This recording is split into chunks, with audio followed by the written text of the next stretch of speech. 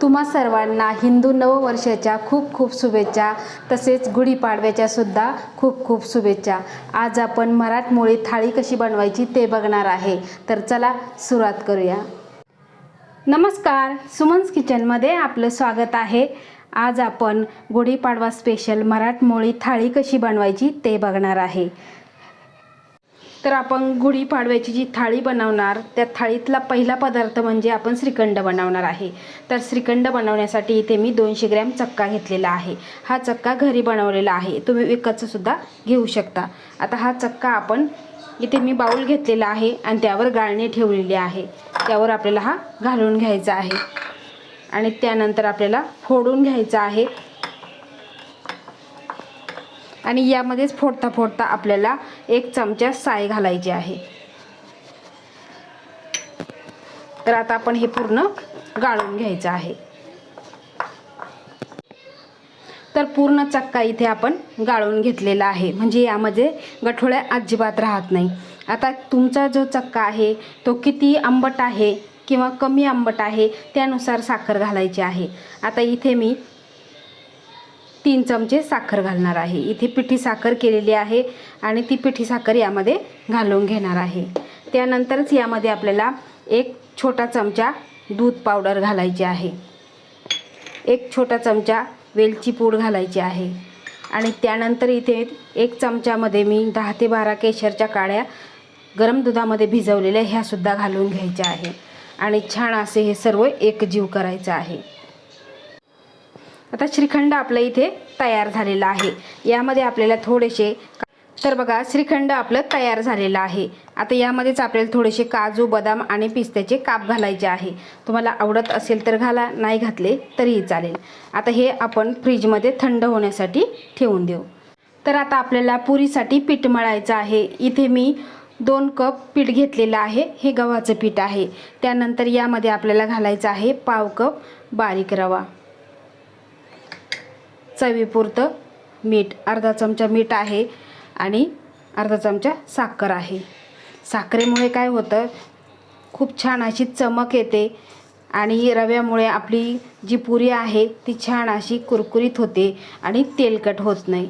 तर बघा हे सर्व मिक्स करून घेतलेलं आहे आणि आता आपल्याला घट्ट असा गोळा मळायचा आहे। चपातीचा गोळा जसा मळतो अगदी त्यापेक्षा थोडासा घट्ट। आता आपण थोडं थोडं पाणी घेऊन पीठ मळून घेऊ। तर अशा पद्धतीने घट्ट पीठ आपण पुरीसाठी मळून घेतलेलं आहे। आता यावर आपण झाकण ठेवून बाजूला ठेवून देऊ। तर आपल्या थाळीमधली जी भाजी आहे ती भाजी आहे आपली पनीर आणि वाटाण्याची। तर त्यासाठी इथे बघा पॅन गरम करायला ठेवलेला आहे आणि त्यामध्ये आपल्याला अगदी थोडंसं तेल घालून घ्यायचं आहे। आपल्याला पनीर यावर परतून घ्यायचं आहे। तर बघा पॅन गरम झालेला आहे आणि इथे पाव किलो पनीर घेतलेला आहे। आता हे पनीर आपल्याला हलकसं सोनेरी रंगावर परतून घ्यायचं आहे।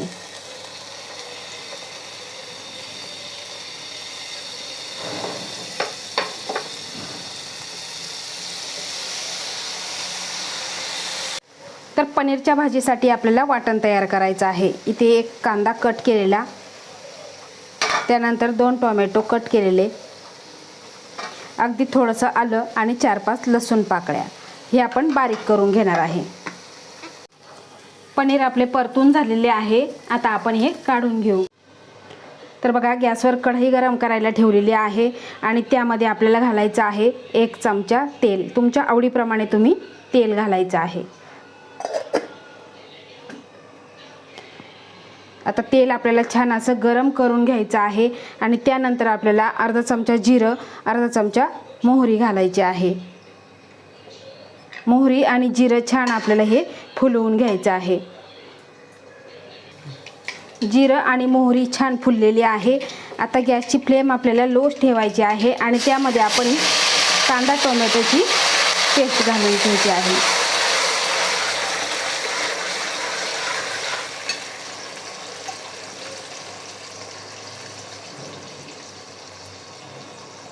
तेल सुटेपर्यंत आपल्याला हे परतून घ्यायचं आहे।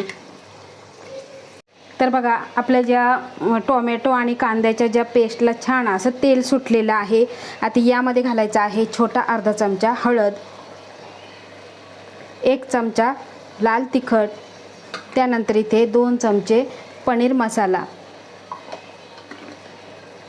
आणि हे आपल्याला मिक्स करून घ्यायचं आहे. आता परत आपल्याला तेल सुटेपर्यंत परतून घ्यायचं आहे. तेल छान सुटलेलं आहे. आता यामध्येच आपल्याला घालायचं आहे अर्धा कप दूध आणि परत मिक्स करून घ्यायचं आहे. बघा, मिक्स केल्यानंतर तुम्ही कलर इथे बघू शकता, खूप छान असा कलर आलेला आहे. ह्या पद्धतीची अशी भाजी तुम्ही एकदा नक्की बनवून बघा. तर बघा, आपल्याला यामध्ये घालायचं आहे अर्धा कप फ्रोझन वाटाणा घेतलेला आहे मी. तुम्ही ताजासुद्धा घेऊ शकता.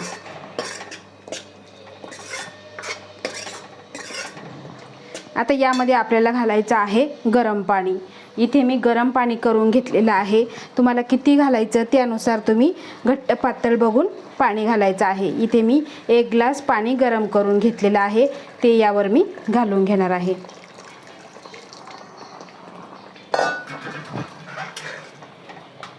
तर बघा, घट्ट पातळ इथे तुम्ही बघायचं आहे आणि त्यानुसार पाणी घालायचं आहे. आता मला जरासं घट्ट वाटतंय म्हणून मी अजून अर्धा ग्लास पाणी घालणार आहे, गरमच पाणी घालणार आहे. आता यामध्ये घालायचं आहे आपल्याला चवीनुसार मीठ आणि त्यानंतर आपण हे पनीर घालून घेणार आहे आणि 7 ते 8 मिनिटे फक्त आपल्याला मंद गॅसवर हे उकळून घ्यायचं आहे.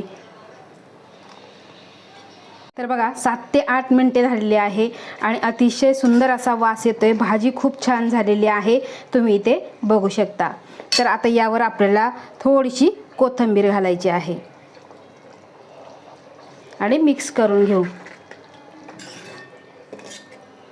आता आपण भात बनवणार आहे. तर आपण जिरा राईस बनवणार आहे. तर त्या जिरा राईससाठी इथे मी 1 वाटी तांदूळ स्वच्छ धुवून घेतलेला आहे आणि आता यामध्ये आपल्याला कुकर गरम झालेला आहे आणि यामध्ये आपल्याला 1 चमचा साजूक तूप घालायचं आहे. तुपामुळे जिरा राईस खूप सुंदर लागतो.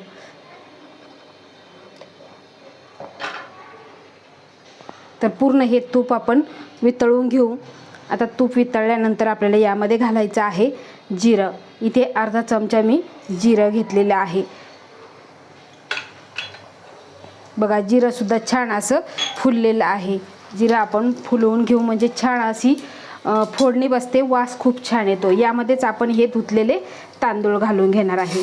इथे मी लांबडा बासमती तांदूळ घेतलेला आहे, तुम्ही कोणताही तांदूळ घेऊ शकता.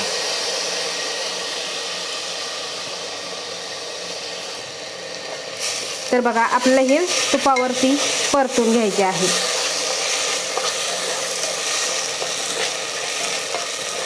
बघा, अशा पद्धतीने परतून घ्यायचे आणि त्यानंतर ज्या वाटीने आपण तांदूळ घेतले त्याच वाटीने आपल्याला 1.5 वाटी इथे पाणी घालायचं आहे.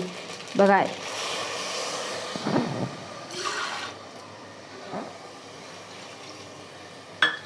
आता तुमच्या कुकरला किती शिट्ट्यांमध्ये भात शिजतो त्यानुसार तुम्ही शिट्ट्या घ्यायच्या आहे.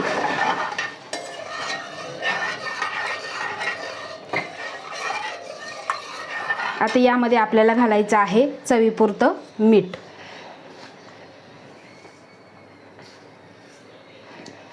आणि परत आपल्याला मिक्स करून घ्यायचं आणि झाकण लावून घ्यायचं आणि याच्या मी 2 शिट्ट्या काढून घेणार आहे. तुम्ही तुमच्या कुकरनुसार तुम्ही शिट्ट्या काढून घ्यायच्या आहे.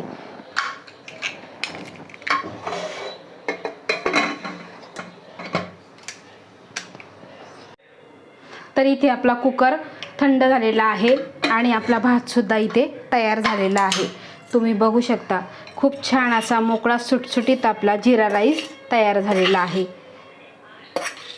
अतिशय सुंदर असा हा भात तयार झालेला आहे. तर आता आपण डाळ बनवणार आहे. त्या डाळीसाठी इथे मी कुकर गरम करायला ठेवलेला आहे. यामध्ये अर्धी वाटी डाळ स्वच्छ धुवून घेतलेली आहे. आता त्यामध्येच आपल्याला घालायचं आहे 1 वाटी पाणी. त्यानंतर त्यामध्येच घालायचं आपल्याला अर्धा छोटा चमचा तेल, 2 चिमूट हिंग, अर्धा चमचा हळद, 1 हिरवी मिरची कट केलेली, 2 भागांमध्ये कट केलेली आणि अर्धा टोमॅटो यामध्ये घातलेला आहे. आता हे सर्व आपण मिक्स करून घेऊ.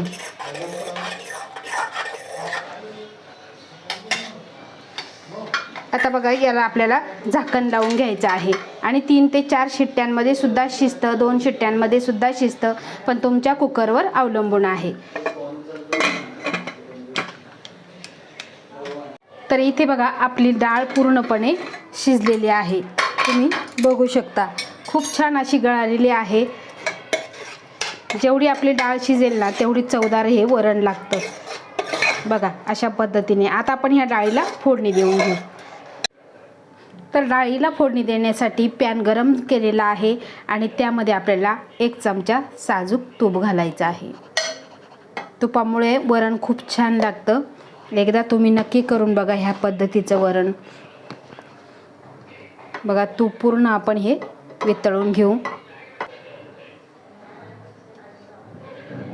आता इथे आपलं तूप गरम झालेलं आहे. यामध्ये आपल्याला अर्धा चमचा जिरं, अर्धा चमचा मोहरी, त्यानंतर आपल्याला 3 ते 4 पाने घालायची आहे कढीपत्त्याची. त्यानंतर इथे 4 ते 5 पाकळ्या लसणाच्या बारीक कट करून घेतलेल्या आहे. बघा, लसूण आपल्याला छान असा परतेपर्यंत, लाल होईपर्यंत परतून घ्यायचा आहे. तर बघा, फोडणीतला लसूण सुद्धा लाल झालेला आहे. आता यामध्ये घालायची आहे आपल्याला डाळ.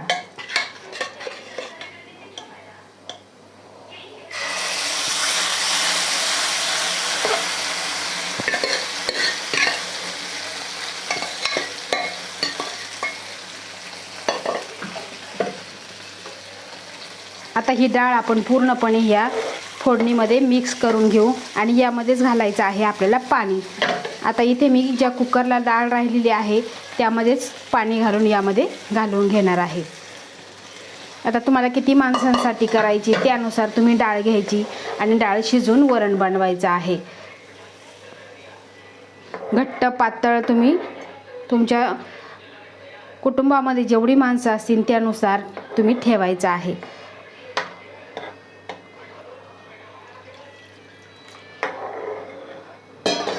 आता यामध्येच घालायचं आहे आपल्याला चवीनुसार मीठ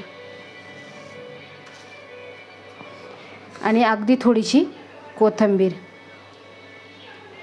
आता छान याला उकळी घेऊया. तर बघा, 3-4 मिनटं झालेली आहे आणि वरणसुद्धा आपलं हे छान तयार झालेलं आहे. तर बघा, आपण आता भजी बनवणार आहे. तर त्या भज्यासाठी इथे मी मीडियम साईजचे 3 कांदे असे उभे पातळ कट करून घेतलेले आहे आणि असे हाताने कुस्करून घेतलेले आहे. त्यामुळे काय होतं, एक एक पाकळी ही अशी मोकळी होते. आता यामध्ये घालायचे आहे आपल्याला अर्धा चमचा हळद, त्यानंतर इथे 1 चमचा मिरची पावडर आणि अर्धा चमचा इथे ओवा घेतलेला आहे. ओवा असा हातावर चुरगळून घालायचा आहे. त्यानंतर इथे 1 चमचा तीळ घेतलेले आहे, कोथिंबीर आणि त्यानंतर इथे मी अर्धा कप बेसन पीठ घेतलेलं आहे. आता हे आपल्याला थोडं थोडं घालायचं आहे आणि यामध्येच आपल्याला 2 चमचे तांदळाचं पीठ घालायचं आहे. म्हणजे छान असं हे कुरकुरीत होतं. तर बघा, हे सुद्धा पीठ यामध्ये घालून घेणार आहे. आता हे सर्व आपण मिक्स करून घेऊ. तर यामध्ये आपल्याला चवीनुसार मीठ घालायचं आहे. आता हे सर्व आपण मिक्स करून अगदी थोडं थोडं पाणी घालून आपल्याला घट्ट असा गोळा बनवायचा आहे. खूप पातळ करायचं नाही, आपल्याला केकडा भजी करायची आहे. तर बघा, 3 कांद्यासाठी आपण अर्धा कप पीठ घेतलेलं, बेसन पीठ आणि त्यानंतर 2 चमचे तांदळाचं. अगदी परफेक्ट प्रमाण झालेलं आहे आणि पाणी तर 2-3 चमचे लागलेलं आहे, कारण कांद्याला सुद्धा पाणी सुटतं. आता आपण भजी काढायला सुरुवात करू. तर बघा, तेल गरम झालेलं आहे आणि त्यामध्ये आता आपल्याला भजी सोडून घ्यायची आहे. आता तुम्हाला किती मोठी छोटी त्यानुसार तुम्ही सोडायची आहे. ही केकडा भजी खूप कडक होतात आणि खूप चवीला छान लागतात. या गुढीपाडव्याला तुम्ही एकदा नक्की बनवून बघा. असे जर बनवले तुम्ही नेहमी असेच भजी बनवाल. गोल गोल भजी आपण हॉटेलसारखी तर नेहमीच बनवतो, पण अशा पद्धतीची बनवून बघा. जर तुमच्याकडून जर कडकच होत असतील किंवा खूप असे लूज होत असतील तर कडक होण्यासाठी काय करायचं, मोठी मोठी भजी एकदा काढून घ्यायची आणि त्यानंतर ती काढून घ्यायची आणि कोमट झाली की परत एकदा ती तोडायची आणि परत कढईत सोडायची आणि पटकन अशी तळून घ्यायची. खूप छान अशी कडक होतात.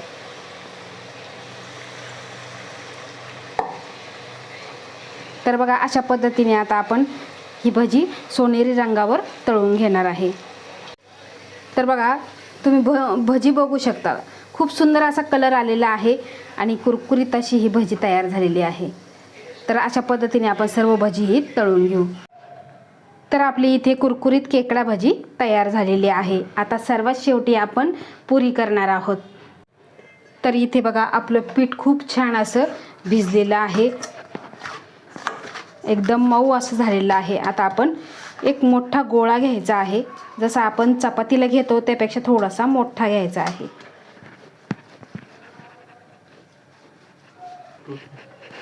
तर बघा इथे पोळीपाटावर मी हा उंडा ठेवलेला आहे आणि आता आपण लाटून घेणार आहोत. आपल्याला इथे तेलाची किंवा पिठाची अजिबात गरज नाही. आता मोठी चपाती आपण लाटून घेणार आहोत. तर बघा मोठी चपाती अशी लाटून घेतलेली आहे, खूप जाडही नाही खूप पातळ नाही, अशा पद्धतीची आपण लाटून घेतलेली आहे. तुम्ही एखादा ग्लास घ्या किंवा वाटी घ्या, डब्याचं झाकण घ्या, त्याने अशी पुरी लाटून घ्या. तुम्हाला मोठी छोटी कशी हवी त्यानुसार तुम्ही झाकण वाटी घ्यायची आहे. अशी चपाती लाटल्यामुळे काय होतं, पटकन 3-4 पुऱ्या एकदम निघतात. बघा मस्त अशी पुरी आपली तयार झालेली आहे इथे. आता हे साईडचे निघालेल्या ज्या कडा आहे त्या परत दुसऱ्या आपल्या पिठामध्ये मळून घ्यायच्या आहे. तर बघा तेल गरम झालेलं आहे आणि त्यामध्ये आपण आता पुरी सोडणार आहे. तर बघा आपण ज्यावेळेस पिठाला कोरडं पीठ लावतो किंवा तेल लावतो, जर पीठ लावलं तर हे तेलसुद्धा खराब होतं आणि आपल्याला परत वापरता येत नाही. याचं तेल त्याला, त्याचं तेल याला. मी फ्रेश तेल घेतलेलं आहे, तुम्ही इथे बघू शकता. आणि छान अशी आपली ही पुरी फुगलेली आहे.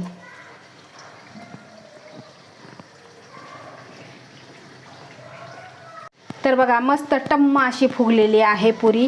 आता आपण पुरी काढून घेऊ आणि आपण बाकीच्या पुऱ्या तळून घेऊ. तर बघू शकता इथे मस्त अशी पुरी तयार झालेली आहे. तर बघा नवीन वर्षाच्या सुरुवातीसाठी किंवा स्वागतासाठी, गुढीपाडव्यासाठी ही मराठमोळी थाळी आपली खाण्यासाठी तयार आहे किंवा नैवेद्यासाठी तयार आहे. तर खूप सोपी पद्धत आहे, पण थोडासा वेळ लागतो.